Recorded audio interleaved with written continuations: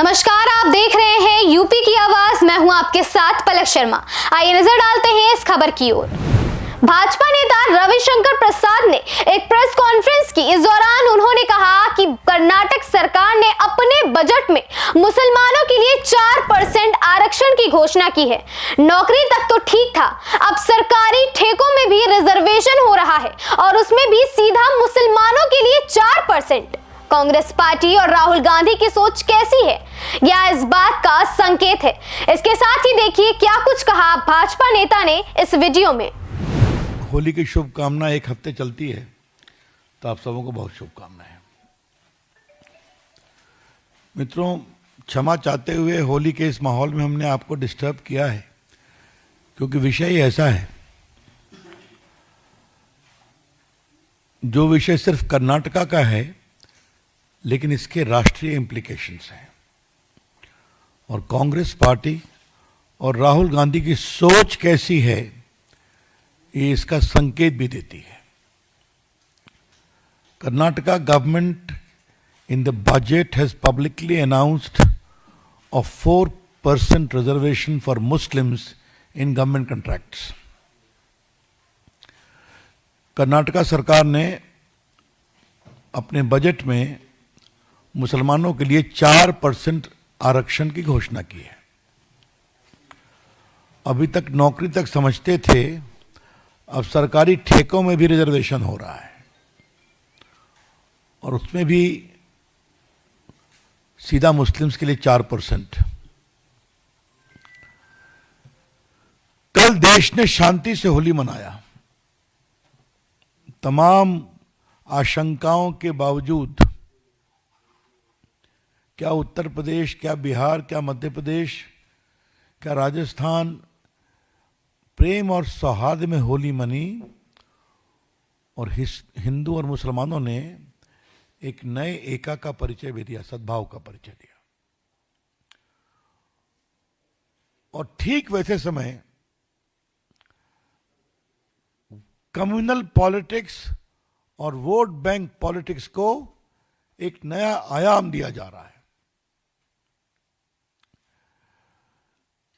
देखिए, ये चीजें देखने में छोटी लगती हैं। क्या हुआ, सिर्फ 4% रिजर्वेशन तो दिया है गवर्नमेंट कॉन्ट्रैक्ट में, लेकिन छोटी छोटी चीजें बड़ी बनती हैं। अब देख लीजिए, शाबानो हुआ, शाबानो के बाद 3 तलाक हुआ, बीच में राम जन्मभूमि में मंदिर निर्माण की बात हुई। ये सारी पार्टियां अपोज करती रहीं, कोई बदलाव नहीं हुआ। देश में काफी बदलाव हो गया। भाजपा कहां से कहां पहुंच गई। थोड़ा बहुत जो लोकसभा के चुनाव में इन लोगों ने विस्परिंग कैंपेन किया था, झूठ, कि भाजपा आरक्षण की विरोधी है, तो उसका कुछ असर हुआ। जनता को मालूम हो गया कि ये झूठ है। तो देखिए, क्या हरियाणा, क्या महाराष्ट्र और क्या दिल्ली, जनता ने जबरदस्त दबाव दिया, क्योंकि जनता नरेंद्र मोदी को कमजोर होते नहीं देखना चाहती, जो देश का विकास हो रहा है। बार बार हारने के बावजूद इनके हालत नहीं सुधरते। भाजपा की ओर से, हम भाजपा के राष्ट्रीय मंच की ओर से ये बहुत जिम्मेवारी के साथ कहना चाहते हैं, ये सब राहुल गांधी के इशारे पर हो रहा है। The BJP would like to emphasize categorically with some sense of responsibility that this reservation in Karnataka has been extended under full patronage and approval of Rahul Gandhi.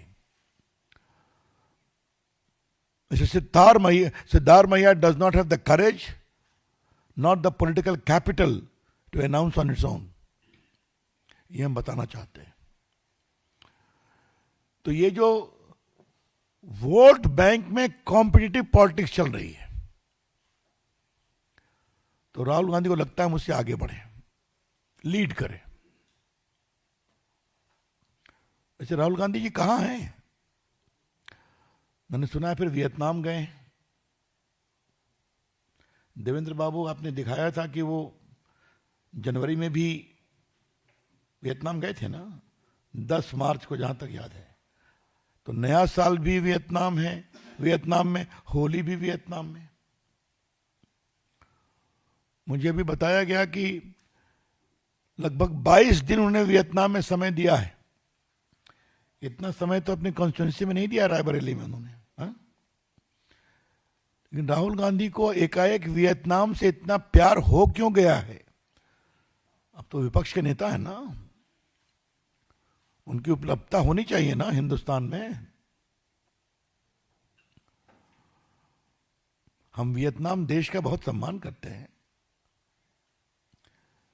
लेकिन ये सवाल तो पूछना पड़ेगा कि राहुल जी को वियतनाम से क्यों प्यार हो गया है? वो विपक्ष के नेता है ना, गंभीर सवाल है। Rahul Gandhi needs to explain his extraordinary fondness for Vietnam. We all respect that country. The PM also went there. But the frequency of his visit to Vietnam is very curious, ये हम कहना चाहेंगे। ये बात मैंने जो बताई कर्नाटक के मामले में, छोटी छोटी बातें बड़ी बनती हैं।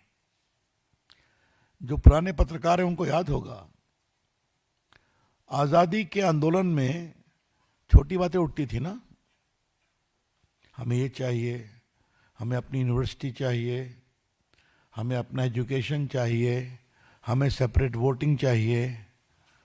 Ultimately led to what? Division of India. छोटी बातें इस तरह से बड़ी होती हैं। और जिस प्रकार से कांग्रेस पार्टी इस कॉम्पिटिटिव वोट बैंक पॉलिटिक्स में और मुस्लिम अपीसमेंट पॉलिटिक्स में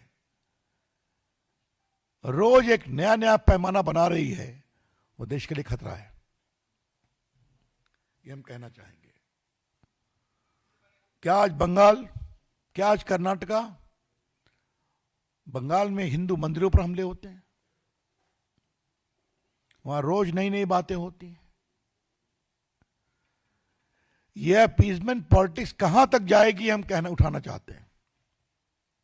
कोई लिमिट होगा इसका? क्या आगे से मुसलमानों के लिए अलग लाइन लगेगी? ये टिकट लेना है रेलवे का, सिनेमा का, रिजर्वेशन का, तो उसमें भी रिजर्वेशन होगा क्या?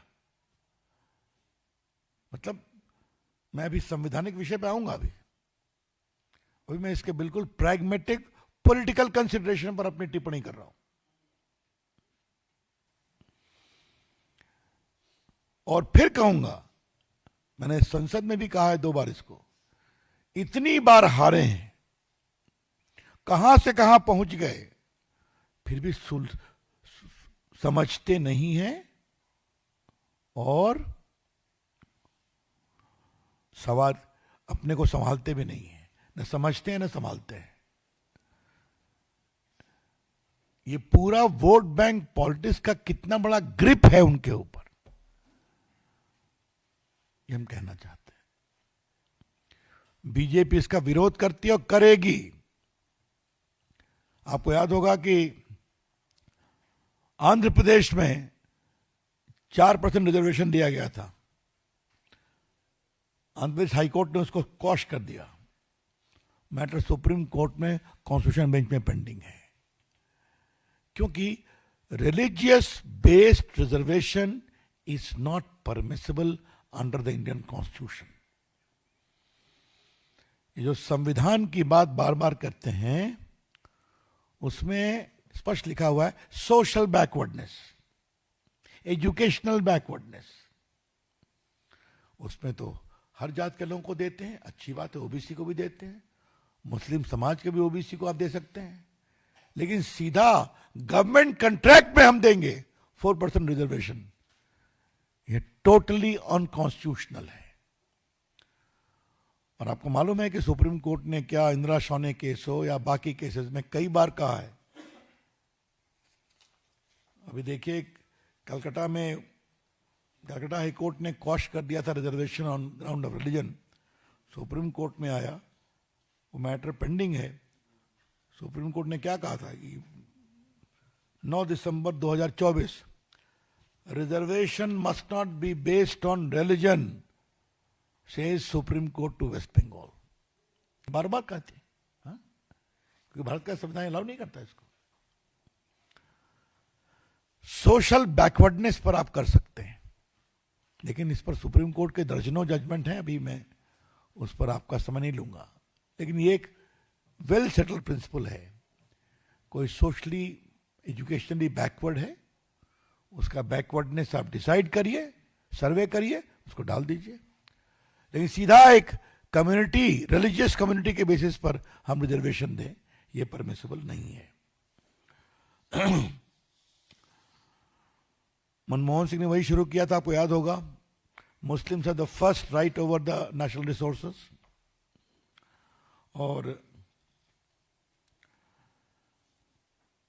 राहुल गांधी तो उनसे भी आगे कह गए कि कांग्रेस मुसलमानों की पार्टी है। अमेरिका में कहा था कि मुस्लिम लीग सेक्युलर पार्टी है। मित्रों, आज देश के सामने हम दूसरी बात कहना चाहते हैं, और बड़ी कृपा होगी अगर आप इसको अपने तरीके से बताएं और दिखाएं। इस देश में दो धाराएं हैं। एक धारा है मौलाना आजाद की, अब्दुल हमीद की, एपीजे कलाम की, उसके बाद रहीम रस खान, मलिक मोहम्मद जायसी की, अशफाकुल्ला खान की। एक धारा ये है, और दूसरी धारा तो आप जानते ही हैं, जिन्ना चले गए, जिन्ना की पॉलिटिक्स करने वालों को छोड़ गए। राहुल गांधी ने कहा था ना कि मुस्लिम लीग इज सेक्युलर पार्टी, याद होगा आपको, अमेरिका में उनका स्टेटमेंट था। तो हम कैसे उस समाज के नेताओं को पैदा कर रहे हैं, ये बड़े सवाल है। हम बिल्कुल पक्ष में हैं। आज देखिए मोदी जी की सोच कि अंडमान में परमवीर चक्र अवार्डी के नाम पर टापू की घोषणा की गई, तो एक अब्दुल हमीद के भी नाम पर है। एपीजे कलाम को तो राष्ट्रपति हमारी सरकार ने बनाया था, अटल जी की सब थे प्रधानमंत्री तब। मौलाना आजाद की सोच का हम सभी सम्मान करते हैं। तो ये जो पूरी सोच है, आज क्योंकि इस विषय पर प्रेस कर रहा हूं तो अपने एक अनुभव को आपसे शेयर करने की इच्छा है। अटल जी की सरकार में मैं इंफॉर्मेशन ब्रॉडकास्टिंग मिनिस्टर था, तो मुझे भारत पाकिस्तान के क्रिकेट को देखने का निमंत्रण मिला था लाहौर में। अटल जी से पूछा, कहा जाओ देखाओ क्या हो रहा है। ऐसा हुआ कि जहीर खान ने और इरफान पठान ने शुरू के 3-4 बॉल ओवर में ही 4-5 पाकिस्तानियों को आउट कर दिया। तो साहब आप सोच सकते हैं कि पूरा लाहौर गद्दाफी स्टेडियम फुल है और भारत के मुसलमान बॉलर पाकिस्तानी बैट्समैन को आउट कर रहे हैं। तो मेरे बगल में पाकिस्तान के विदेश मंत्री बैठे थे। मैं पूछा, जनाब प्रसाद साहब, ये जहीर खान कहां का मुसलमान है, इरफान पठान कहां का मुसलमान है? मैं चुप रहा। फिर वो इलाहाबाद का अपना मुस्लिम प्लेयर था, नाम मैं भूल रहा हूं, मोहम्मद कैफ, वो बैटिंग में आया, उसने एक ओवर में 2 छक्के मारे, दूसरे ओवर में 2 छक्के मार दिए, 66 रन बनाया। फिर ने मुझसे पूछा, जनाब ये मोहम्मद कैफ कहां का मुसलमान है? हमने कहा, जनाब ये तीनों भारत माता के बंदे हैं और भारत को जिताने के लिए आए हुए हैं। तो मुझे देखा, कहा आप बीजेपी वाले हो? हमने कहा जी, हम यही सम्मान करते हैं और यही सम्मान हम करते रहेंगे। इसलिए फिर कहता हूं, इन लोग के वोट बैंक पॉलिटिक्स का जो कम्बैटिव कंपैरिजन हो रहा है, वो उन मुसलमानों को की आवाज को कमजोर करता है जिन्होंने इस देश को आगे बढ़ाने का काम किया है। और हम चाहते हैं वो आवाज मजबूत बने। कभी ठेकेदारी में रिजर्वेशन दे दो, कभी और उनको फर्स्ट राइट है, और आज देश के बहुत सारे मुसलमान इस तरह की पॉलिटिक्स को लाइक नहीं करते हैं। आपने देखा होगा, राम मंदिर बनने के बाद आज वहां करोड़ों लोग जा रहे हैं, देख रहे हैं ना आप। हाँ?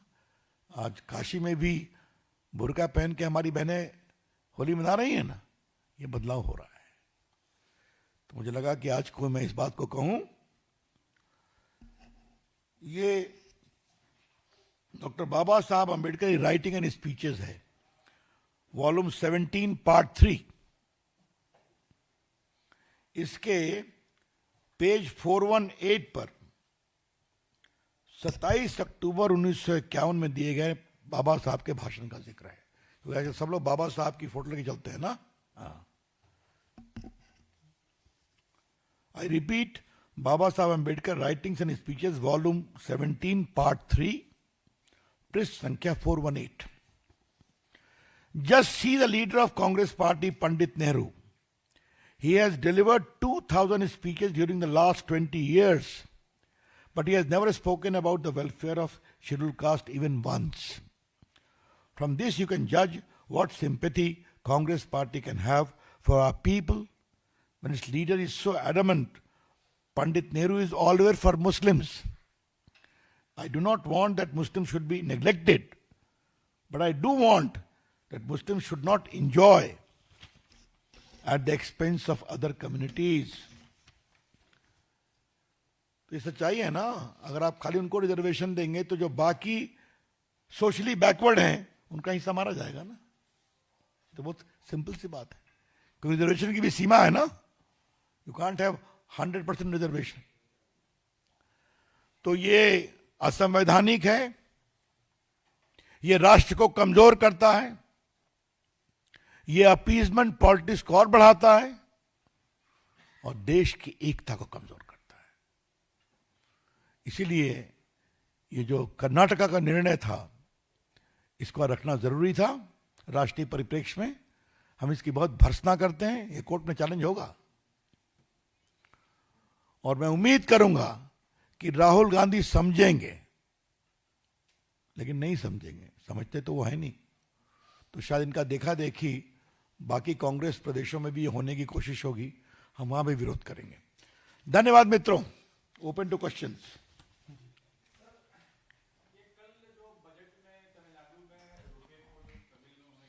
That is not a topic of today. हाँ, yes, any other questions on this? On Karnataka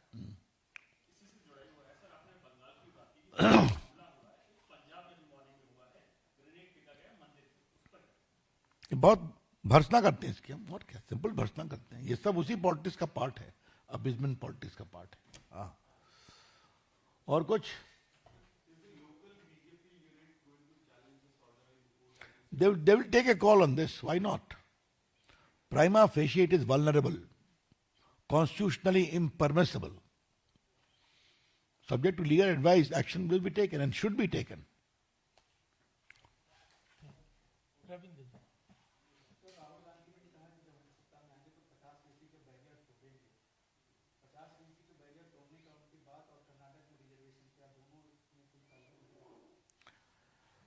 Rahul Gandhi संविधान समझते हैं?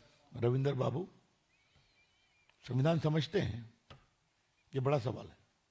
अगर संविधान समझते होते तो ये सब नहीं होता। संविधान लेके चलते जरूर हैं। मैंने सदन में कई बार उनको ओरिजिनल संविधान भी दिखाया है, वो क्या बोलते हैं, तो छोड़ दीजिए।